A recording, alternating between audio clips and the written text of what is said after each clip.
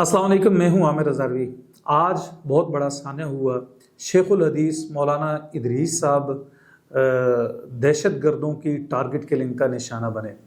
नुसरत जावेद को आप जानते होंगे, वो एक बड़े अच्छे राइटर हैं, पाकिस्तान के मारूफ टीवी एंकर भी हैं। जो लोग कलम और किताब से ताल्लुक़ रखते हैं वो यकीनन उनके नाम से वाकिफ़ होंगे। उन्होंने एक जुमला लिखा था बड़े मज़े का। उन्होंने कहा था कि बाज़ वारिस ऐसे होते हैं जिनको दहशत गर्द नहीं भूलते। सितंबर 2007 में शेखुल हदीस मौलाना इदरीस साहब के ससुर मौलाना हसन जान साहब, मौलाना हसन जान जो MNA भी थे और एक कदावर शख्सियत आलिम दीन, उनको दहशत गर्दों ने, बल्कि उनके शागिर्द ने उन्हें धोखे से बुलाया और शहीद करवा दिया दहशत गर्दों के साथ मिलके। सन 2007 वो साल था कि इस साल साने लाल मस्जिद हुआ था। साने लाल मस्जिद के बाद पूरे मुल्क के अंदर एक गुस्सा था जनरल मुशर्रफ के खिलाफ। फौज वर्दियां पहन के बाहर नहीं आ सकती थी, लोग गुस्से का इजहार कर रहे थे और उस वक्त बहुत सारी दहशत गर्द तंजीमों ने जन्म लिया। वो तंजीमें जो रियासत के लिए वबाल जान बनी, वो तंजीमें जिन्होंने इस मुल्क के शहरियों के ऊपर हमले किए, वो तंजीमें जिन्होंने इस मुल्क के सिक्योरिटी इदारों के ऊपर कार्रवाइयाँ की, हमले किए, वो तंजीमें बनी जिन्होंने ना मस्जिद के तकद्दुस का ख्याल किया, ना मदरसे के तकद्दुस का ख्याल किया, ना उलमा का ख्याल किया, ना सियासतदानों का ख्याल किया, ना बाजारों का ख्याल किया, ना मार्केटों का ख्याल किया। एक कंधेर नगरी थी। ऐसे वक्त में मौलाना हसन जान सामने आए और उन्होंने आके कहा कि इस मुल्क के अंदर खुदकुश हमले हराम है। मौलाना हसन जान की पहली तवाना आवाज़ थी देवबंदी मकतबा फ़िक्र में, जो एक कदावर शख्सियत होने के बावजूद भी उन्होंने कहा कि इस मुल्क के अंदर खुदकुश हमले हराम में, अमन के साथ बात की जाए, जमहूरी रास्ता अपनाया जाए। नतीजा क्या निकला? उन्हें शहीद कर दिया गया। शहीद किसने करवाया? अपने शागिर्द ने।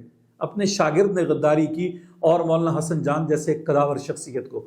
और मौलाना हसन जान ये मौलाना इदरीस के ससुर थे, लेकिन उन्होंने उस वक्त सच कहने की कीमत अदा की। वो कीमत अपने खून के सूरत में थी, वो कीमत अपने शागिर्द की गद्दारी की सूरत में थी और वो दुनिया से चले गए।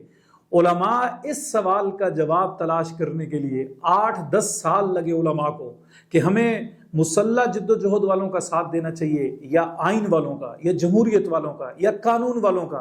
तो तमाम मकातब फ़िक्र बैठ के उन्होंने ये फैसला किया है कि इस मुल्क के अंदर हमने मुसल्ला जंग नहीं करनी। लेकिन जो सबसे पहली आवाज़ थी वो मौलाना हसन जान की थी। आप क्या समझते हैं कि मौलाना हसन जान कोई जज्बाती आलिम थे? नहीं, वो बुजुर्ग सियासी आलिम थे जिनकी किताब के साथ एक वाबस्तगी थी। बहुत सारे लोग उनके शागिर्द हैं और उन्होंने उस वक्त अपनी बसीरत की बुनियाद पे कहा था कि हमें मुसल्ला जंग नहीं लड़नी चाहिए। वजह क्या थी? वजह आज 2026 है। 2026 में आज मौलाना इदरीस साहब अपनी मस्जिद के मिंबर पे बैठ के इतनी बात करते हैं। वो कहते हैं कि इस मुल्क को आज अल्लाह ने इज्जत दी है, इस मुल्क को आज अल्लाह ने मकाम दिया है, इस मुल्क को आज अल्लाह ने नाम दिया है।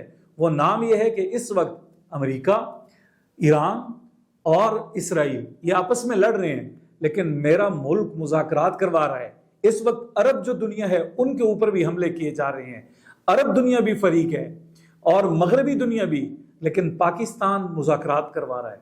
साथ उन्होंने ये बात कह दी कि इस कामयाबी का, मुज़ाकरात का, इस नाम का जो क्रेडिट है वो फील्ड मार्शल आसिम मुनीर को जाता है। अच्छा, ये बात करनी थी और उसके बाद एक तूफान बदतमीजी बर्पा हो गया इनके खिलाफ। कौन थे? मंजूर पश्तीन के लोग, कौम परस्त। वो जहां जहां थे वो बिलों से बाहर निकल आए। उन्होंने मौलाना इदरीस की तौहीन की, उनके खिलाफ बाकायदा नफरत आमेज मुहिम चलाई। TTP के लोग, वो जिन्होंने बंदूक उठाई थी और मौलाना हसन जान को शहीद किया था, उनके मानने वाले वो सामने आए और उन्होंने भी आके मुखालफत की।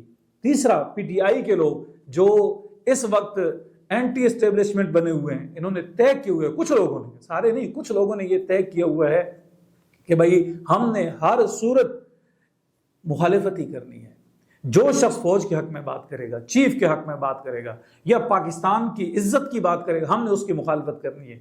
ये सारे ग्रोह मिले और इन्होंने मिल के मौलाना इदरीस के खिलाफ मुहिम चलाई। आज उसका नतीजा उनकी शहादत की सूरत में निकला। अच्छा, मौलाना इदरीस ये MNA रहे, MPA रहे हैं 2002 से लेकर 2007 तक। جب یہ MPA ان کا 5 سالہ دور ختم ہوا، اس کے بعد انہوں نے کہا جی میں اب سیاست نہیں کروں گا، قوم کی ذمہ داری یہ بڑی چیز ہوتی ہے۔ پھر یہ علم، تدریس، کتاب، ان چیزوں کے ساتھ جڑ گئے۔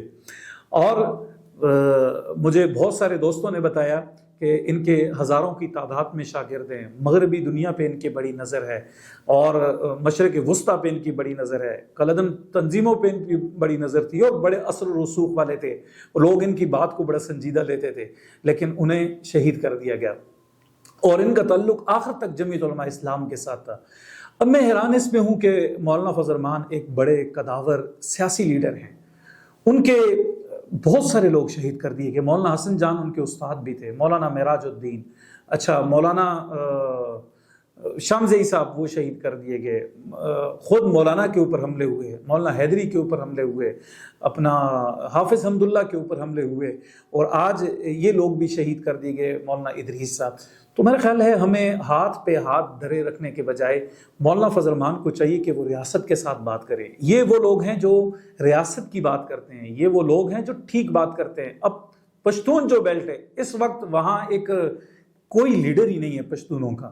ہمارا جو خیبر پختونخوا ہے، ہماری اس کی نمائندگی نہیں ہے، کوئی قداور لیڈر موجود نہیں ہے۔ ہر صوبے کا کوئی نہ کوئی لیڈر موجود ہے، لیکن ہمارے صوبے کے پاس کوئی لیڈر نہیں ہے۔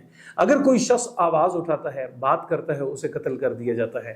جو بڑے نام ہیں، بڑے چہرے ہیں، انہیں شہید کر دیا جاتا ہے۔ مولانا فضل الرحمان جو اسلحے کی انہوں نے مخالفت کی تھی، آج اس کی قیمت ادا کر رہے ہیں۔ لیکن میرا خیال ہے ہمیں لاشیں اٹھانے کے بجائے، ہمیں روز جنازے اٹھانے کے بجائے کم از کم مولانا فضل الرحمان کو ایک لسٹ بنانی چاہیے۔ وہ لسٹ بااثر علماء کی ہونی چاہیے، اور وہ بااثر علماء جن کی سوسائٹی میں عزت ہے، وقار ہے، احترام ہے، ریاست کے ساتھ بیٹھ کے انہیں سیکورٹی لے کر دیں۔ اب شہادت بہت بڑا رتبہ ہے، میں ہر موقع پہ یہی کہتا ہوں۔ ہمیں کہا جاتا ہے فلاں بندہ شہید ہو گیا، ٹھیک ہے جی، شہادت بہت بڑا رتبہ ہے، لیکن یار جان بچانا بھی ضروری ہے۔ ہم آخر کیوں شہید ہوں؟ ہم اپنی زندگی کیوں نہ جئیں؟ وجہ۔ اور پھر اگر ریاست کہیں غفلت کا مظاہرہ کرتی ہے، دہشت گرد اگر مجھے مارتا ہے، تو میرے پاس کوئی انتظام ہونا چاہیے اپنی حفاظت کا، اپنی سیکورٹی کا۔ تو مولانا فضل الرحمان کو ایک لسٹ بنانی چاہیے، وہ لسٹ بنا کے ریاست کے ساتھ، ریاست کے سامنے رکھنی چاہیے، ان کے ساتھ بیٹھ کے بات کرنی چاہیے۔ مولانا کی اب ریاست کے ساتھ بھی بگڑی ہوئی ہے، اور ادھر سے ان کے لوگ شہید کیے جا رہے ہیں، دو طرفہ ایک ماحول ایسا بنا ہوا ہے۔ تو مولانا کو ریاست کے ساتھ بیٹھنا چاہیے، اپنے لوگوں کی۔ یہ ٹھیک ہے کہ ریاست ہر ایک کو سیکورٹی نہیں دے سکتی، میرا ماننا یہ ہے، لیکن کم از کم جو بلٹ پروف گاڑیاں ہیں ان کے اوپر جو اضافی ٹیکسز ہیں، جو ڈیوٹیاں ہیں، یہ ختم کی جائیں، اور علماء کو سیکورٹی فراہم کی جائے۔ اسلحے کے اوپر جو آپ لائسنس کے اوپر جو سختی ہے وہ ختم کی جائے۔ سیکورٹی کے ادارے جو ہیں وہ کوارڈینیشن کریں، بتائیں علماء کو، بتائیں کہ بھئی یہاں آپ نے نہیں جانا، یا آپ کی جان کو خطرہ ہے، تھوڑے دنوں کے لیے سائڈ پہ ہو جائیں، خاموش ہو جائیں۔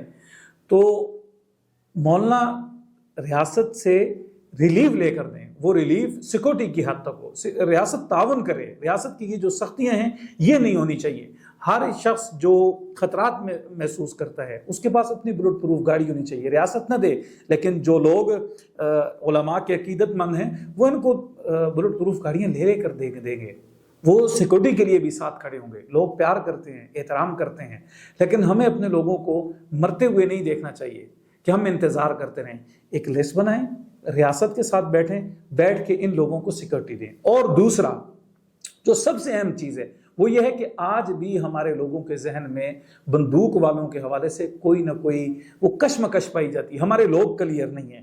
سوشل میڈیا کے اوپر جو آوازیں ہیں، جو لوگ ہیں کام کرنے والے، جو ورکر ہیں مذہبی طبقے کے، کم از کم ان کو کلیئر ہو جانا چاہیے کہ یار اتنی لاشیں اٹھانے کے بعد بھی اگر آپ بندوق والوں سے، ان لوگوں کے ساتھ جو ہمارے علماء کو مارتے ہیں، ان کے ساتھ اگر آپ نرمی کا رویہ رکھتے ہیں، چوں اور چنانچے کا رویہ رکھتے ہیں، تو پھر آج ان کی باری ہے، کل آپ کی باری بھی ہوگی۔ اور تیسرا، ریاست کو چاہیے کہ اگر کسی ایسے عالم کے خلاف جو کوئی بات کرتا ہے، اس کے خلاف ایک مہم شروع ہوتی ہے۔ اب ایک کالعدم لوگ ہیں، ان کے پاس بندوق پہلے ہی موجود ہے، ان کے پاس خودکش حملہ آور پہلے ہی موجود ہیں۔ اچھا، اس کو نظریاتی سپورٹ ٹی ٹی پی کی، پی ٹی ایم کی بھی ملتی ہے، اور ساتھ سیاسی سپورٹ بھی ملتی ہے فوج کے خلاف۔ تو پھر ریاست کو نظر رکھنی چاہیے ان جو مہم چلانے والے لوگ ہیں ان کے اوپر، ان کے خلاف کم از کم ریاست کارروائی کرے. ریاست کو انہیں ڈھیلا نہیں چھوڑنا چاہیے اور الارمنگ صورتحال ہونی چاہیے. دیکھیں ایک ماحول بنتا ہے، اس ماحول کے اندر آ کے ایک عالم کو شہید کر دیا جاتا ہے، ہم 4 دن تقریریں کرتے ہیں، نعرے لگاتے ہیں اور ختم ہو جاتے ہیں. ہمیں تقریروں کی اس روش سے باہر آنا چاہیے. یہ تقریریں بہت ہو چکی ہیں. ہم ہر جنازے کے اوپر کھڑے ہوتے ہیں، تقریر کرتے ہیں کہ تمہیں کتنا خون چاہیے. یار بس کریں، نہیں خون چاہیے. یہ ہمارے علماء ہیں، یہ گپ نہیں ہے کوئی کہ بھئی آپ گولی کے آگے ان کو کھڑا کر دیں. ہمیں ریاست کے ساتھ بھی بات کرنی چاہیے، ہمیں دہشت گردوں کے خلاف ایک واضح موقف لینا چاہیے. نہیں تو ہمارے یہ آج 19 سالوں کے بعد اگر داماد 19 سال پہلے سسر کو مار دیا جاتا ہے، 19 سال کے بعد داماد کو مار دیا جاتا ہے، تو آپ کا خیال ہے پوتے اور نواسے محفوظ رہیں گے؟ آج مولانا پہ حملے ہوتے ہیں تو ان کے بچوں تک یہ جنگ نہیں آ گئی. اسد کو اغوا کرنے کی کوشش نہیں کی گئی، مولانا کے گھر کے اوپر حملے نہیں ہوئے، کل ان کے بچوں تک یہ جنگ نہیں جائے گی. یار ہمیں واضح موقف لینا چاہیے کہ یار ہم کسی صورت ان کے ساتھ نہیں ہیں. ریاست کارروائی کرے، واضح اور کلیئر ریاست کے پیچھے کھڑے ہوں. اور واضح اگر آپ بات نہیں کریں گے تو اسی طرح لاشیں اٹھاتے رہیں گے. آج جو نقصان ہوا ہے اس نقصان کا یہ خلا کب پر ہوگا یہ تو وقت بتائے گا. بہت شکریہ.